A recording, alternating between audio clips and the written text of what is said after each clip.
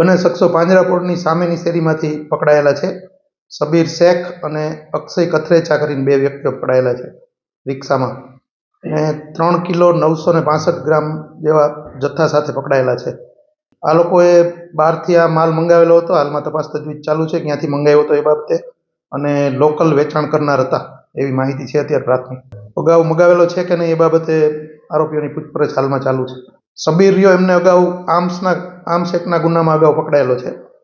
રાજકોટ શહેર પોલીસ દ્વારા 2024ના વર્ષ દરમિયાન ટોટલ એનડીપીએસના 26 કેસો દાખલ કરવામાં આવેલ છે, જેમાં 43 આરોપીઓ પકડવામાં આવેલ છે અને 45 લાખ ઉપરનો મુદ્દામાલ કબજે કરવામાં આવેલ છે.